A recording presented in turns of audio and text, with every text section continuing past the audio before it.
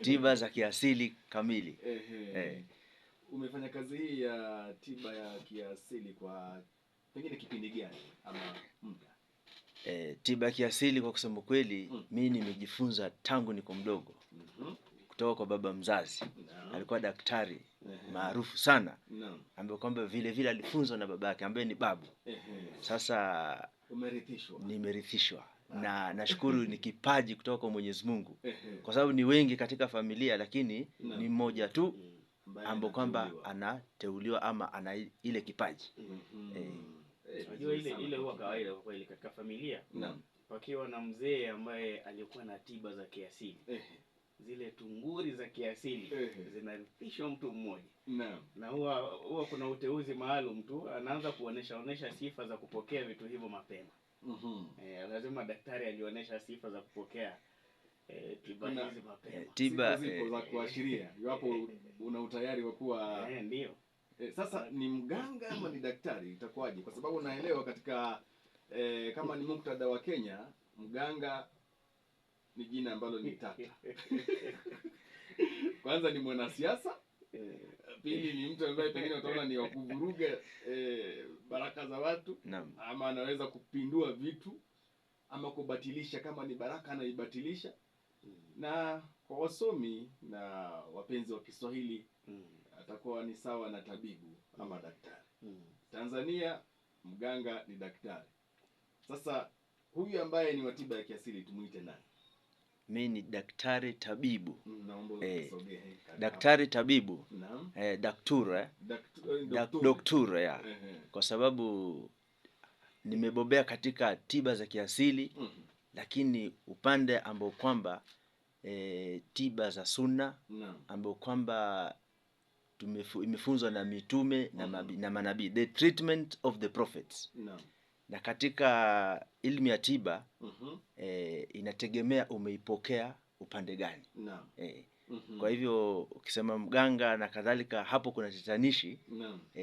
Neno mganga ni neno Kiswahili ni daktari, lakini kuna watu wanadhani ni mchawi. Wameelekezwa katika mazingira ya uchawi.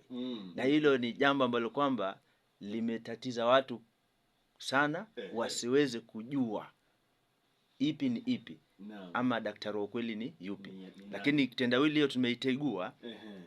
Saa hizi Kenya tumepiga hatua kubwa sana na serikali. Tumepiga hatua kubwa na serikali kwa sababu ili uwe daktari lazima ukaguliwe. Na ueleze dawa zako ambazo kwamba unazitumia, je, ni dawa sahihi? Tumezipima katika maabara za serikali. Mfano University of Nairobi, Chiromo campus. Sasa dawa ambazo kwamba tunawapewa watu ni dawa za sawasawa na za kuaminika. Sasa watu wasiwe na wasiwasi, wasiwe na shaka. Hilo ni hakikisho tosha kwamba tiba hii ni ya kweli. Wajua wakati tunapambana katika kipindi cha kupambana na COVID, ugonjwa wa corona, ambao mwingine waliuita uviko. Alijitokeza mtu wa kutoka Msumbiji na mwingine nafikiri Madagascar. Akasema amepata tiba ya kiasili ambayo inaweza kuondoa maradhi haya kwa wepesi sana. Lakini shirika la kimataifa la tiba la afya, World Health Organization, wakakataa kabisa kusikiliza Waafrika ambao wana tiba zao za kiasili. Na inawezekana watu wetu hawakufa sana kwa sababu sisi tuna jinsi ya kujitibu kiasili kushinda kutegemea tiba za kizungu. Naam, kwa hiyo msikilizaji, ni nondo ya utamaduni. Huu ni utangulizi tu ama niseme ni mwanzo wa kuangazia mada leo katika nondo ya utamaduni. Kwa hiyo tunaangalia tiba ya kiasili. Kwa hiyo ningependa kwanza bwana Daktari Jamal, tueleze usuli na historia ya tiba ya kiasili kwa muktasari. Naam. Tiba ya kiasili kwa kusema kweli tiba ya kiasili ni matibabu yaliyotegemea mimea na mbinu za kitamaduni yaliyokuwepo kabla ya hospitali za kisasa. Kwa sababu wakati ya zamani watu walikuwa wanategemea mitishamba. Hawakuwa wanajua mambo ya kizungu. Wazungu walipokuja ndio wakaanza kubadilisha mfumo. Kwa kugundua kwamba madaktari wa mitishamba wana siri ambao kwamba itaweza kuwafaidisha hata kuwafaidisha na kuwafaidisha kabisa. Wale wazungu wakaja wakapindua mfumo huo, wakawadanganya Waafrika kwamba hizi dawa ambazo kama mnatumia hizi ni uchawi. Uchawi, ushirikina na kadhalika. Walidanganywa. Waafrika walidanganywa kweli. Japo baadhi watakuwa na maoni tofauti kwamba pengine huo kulikuwa ni kusasisha tiba kwa wengine, lakini kwa baadhi kama wewe unavyosema kwa tulishikilia kwamba walidanganywa. Naam.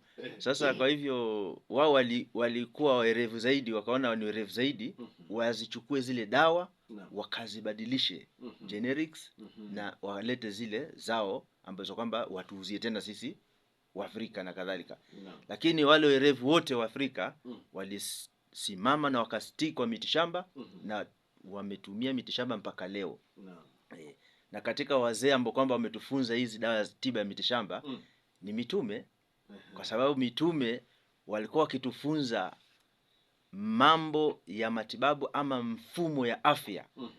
Na mtume yote kuanzia Mtume Muhammad, Nabii Isa ambaye ni Yesu na kadhalika, walikuwa hawazungumzi kwa matamanio ya nafsi yao. Ile ni ujumbe kutoka kwa Mwenyezi Mungu. Sasa akizungumza mtume bila shaka ako na malaika ambao amemletea ujumbe kutoka kwa Mwenyezi Mungu, ambaye malaika Gabrieli. Sasa tunaamini, hasa mimi naamini tiba za mitume na manabii. Naweza toa mfano moja. Mtume Muhammad ametufunza dawa, baadhi ya dawa. Akasema dawa moja inaitwa habati sauda. Dawau min kulli dai.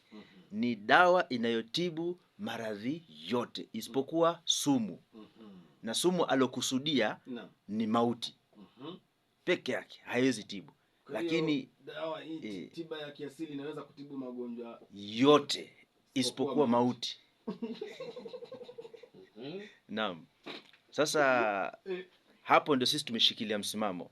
Na kwa kusema ukweli, watu ambao kwamba wanaamini mitishamba wanajua hayo ambayo tunazungumza. Naam, daktari wa tiba ya kiasili ana sifa gani? Ama umesema kwamba wewe ulirithishwa kutoka kwa baba. Naam. Sasa huyu daktari, huyu mtaalamu wa tiba ya kiasili ana sifa gani? Jambo la kwanza, daktari kamili wa mitishamba ana maarifa ya mimea na dawa ambazo kwamba anazitumia. Jambo la pili, amejifunza kutoka kwa wazazi au wazee wa jamii. Mfano ambao umetoa katika wazee wa jamii, nimetoa mfano ya Mtume Muhammad sallallahu alaihi wasallam. Yeye amefunza tiba. Kuna mlango maalum, somo la tiba inaitwa tibi nabawi, the treatment of the prophet.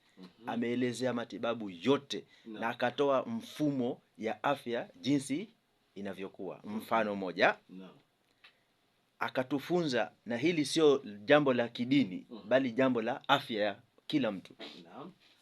Unapokula chakula, hakikisha unagawa tumbo lako sehemu 3.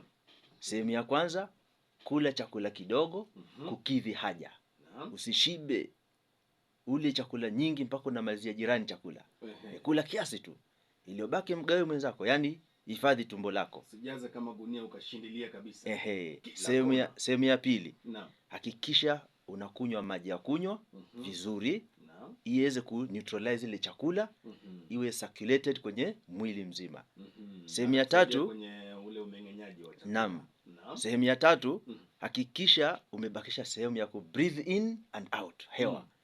Ni muhimu sana. Sababu kila ukajaza hewa itakosa nafasi. Sasa pale utaanza ile hali unatoa hewa chafu kupitia Naam. Into israfu, into israfu. Overeating. Sasa ina mafunzo gani? Kwa kusema ugawe tumbo sehemu 3. Funzo la kwanza, unapokula chakula nyingi excess kwa tumbo lako, wewe unajiletea maradhi nyingi sana kwa tumbo. Kwa hiyo chakula kingi ni maradhi mengi sana. Kwa sababu chakula yale ambao kwamba yameingia kwa tumbo ni chache itakuwa circulated kwa mwili, nyingi itabaki kwa tumbo, itaoza. Ikioza inaalika wadudu. H pylori, typhoid, brucella, kila aina ya wadudu kwa tumbo lako. Ikijaa kwa mwili H pylori inapenya kwenye figo. Ikipenya kwenye figo unakuwa na infections, ina block mkojo, unakuwa na kidney failure, kidney disorders, inafanya damu inagandamana. Damu ikigandamana, inflammation ikijaa kwa mwili yako, Sheikh, wewe una shida sana. Moyo, pressure, kwa sababu moyo inashindwa kufanya nini? Kupiga damu. Mwenendo wa damu inashindikana kwa mwili wa mwanadamu. Ikishindikana mwenendo wa damu, hasa umeinvite maradhi mingi. Maini kuna organs katika mwili wa mwanadamu. Inaitwa the 3 sister organs. The heart, the kidney, the liver. Moja ikiathirika, zile zingine zote zinafanya nini? Zinaathirika. Mfano mishipe imeblock, damu haipenyi. Moyo inashindwa kupump nini? Damu. Figo itashindwa kufilter damu. Maini inashindwa, unaona? Unapata na liver cirrhosis, kidney stone, kidney failure, heart disorder, cardiovascular disease. Sasa watu wako na matatizo. Kwa kila anayesikiza aweze kuchukua huo mfumo ya funzo kutoka kwa mitume na manabii. Unapokula chakula, gawa tumbo lako sehemu 3. Sehemu ya kula chakula kidogo, uweze kunywa maji ya kunywa, na uweze kupumua vizuri. Bwana, unatuweza sisi tukienda kwenye sherehe, kwa mfano ni harusi, jaza kabisa sahani. Wanakuwa na kilima cha chakula ambacho mtu hawezi kuangalia. Karamu iwe si haramu, lazima ule zaidi. Anasema hapa Profesa Kidie, huyu ni mwanafunzi wa chuo kikuu cha Karatina, kwamba nuru ya lugha hoye, Kiswahili kitukuzwe. Anasema Kiswahili kina ladha kweli kweli. Anasikiliza akiwa Timboro, Japa. Hajasema jina lake. Brayo Konde ambaye ni mchoraji akiwa mjini Kapsabet, anasema tuko mbele pamoja. Paul Chicks anasema Victor Mlama, Nairobi Kibra line 7 tunasikiliza. Queen Belinda anasema